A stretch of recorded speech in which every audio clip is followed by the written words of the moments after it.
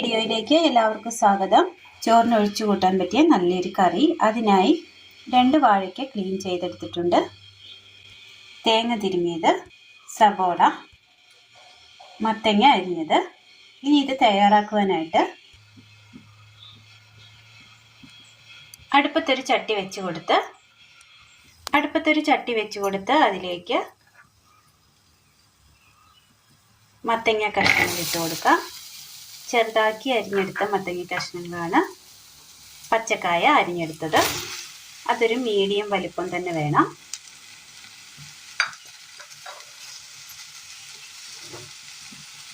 ഇതിലേക്ക് ചൂടുവെള്ളം ഒഴിച്ചു കൊടുക്കാം.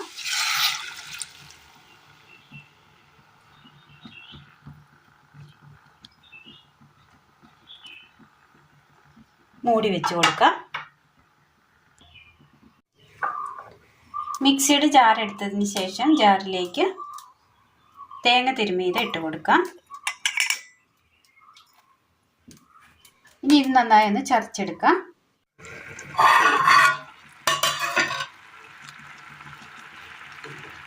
കഷ്ണങ്ങളൊന്ന് വെന്ത് കിട്ടിയിട്ടുണ്ട്. ഈ സമയം ഇതിലേക്ക് ഒരു 2 പച്ചമുളക് അരിഞ്ഞത്, ചെറിയൊരു സബോള അരിഞ്ഞത്, ഒരുപാട് വലിപ്പമുള്ളതൊന്നുമില്ല, ഒരു ചെറിയൊരു സബോള മതി, ഒരൽപ്പം മഞ്ഞൾപ്പൊടി, മല്ലിപ്പൊടി, ഉപ്പ് ആവശ്യത്തിന്, തേങ്ങയുടെ 2ാം പാല്,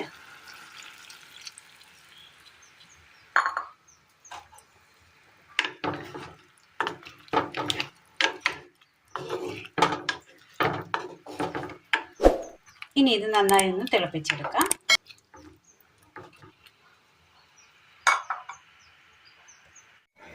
ചെറിയൊരു തക്കാളി കൊത്തി അരിഞ്ഞെടുത്തത്. അടുപ്പത്തൊരു ചട്ടി വെച്ച് കൊടുത്ത് ചൂടായി വരുമ്പോൾ അല്പം എണ്ണ ഒഴിച്ചു കൊടുക്കാം. കടുക്,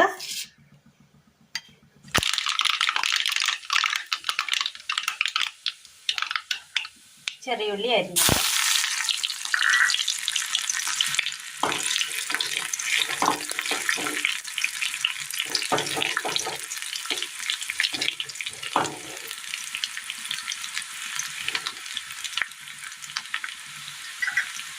ഇതിലേക്ക് കൊത്തി അരിഞ്ഞ തക്കാളി ഇട്ട് കൊടുക്കാം.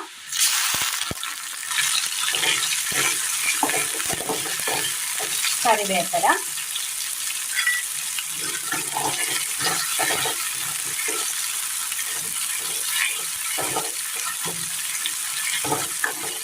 നന്നായി ഒന്ന് ഇളക്കി കൊടുത്തതിന് ശേഷം ഒരു 3 മിനിറ്റ് മൂടി വെക്കാം. കറിയുടെ കഷ്ണങ്ങളൊക്കെ ഒന്ന് തിളച്ച് നന്നായി ഒന്ന് കുറുകി കിട്ടിയിട്ടുണ്ട്. ഇനി ഇതിലേക്ക് കടുക് താളിച്ചത് ചേർത്ത് കൊടുക്കാം.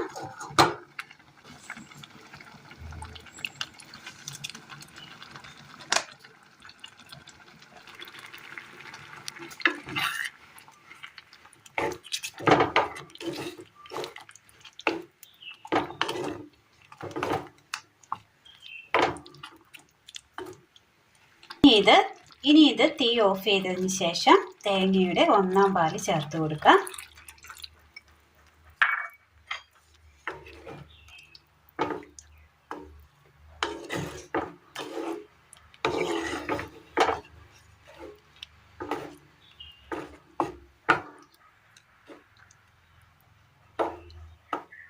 നല്ല ടേസ്റ്റാണ്.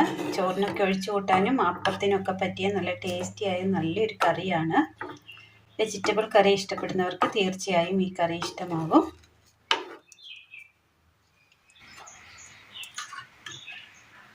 നല്ല കൊഴുപ്പോട് കൂടി തയ്യാറാക്കി എടുക്കാൻ പറ്റിയ നല്ല ടേസ്റ്റിയായ കറി. നല്ലൊരു അടിപൊളി കറിയാണ്. ചോറിന് ഒഴിച്ചു കൂട്ടാൻ പറ്റിയ, അതുപോലെ തന്നെ അപ്പത്തിനൊക്കെ കൂട്ടാൻ പറ്റിയ നല്ല കൊഴുപ്പോട് കൂടി തയ്യാറാക്കിയെടുത്ത നല്ലൊരു കറിയാണ്. അപ്പോൾ എല്ലാവരും ഒന്ന് ചെയ്ത് നോക്കണം.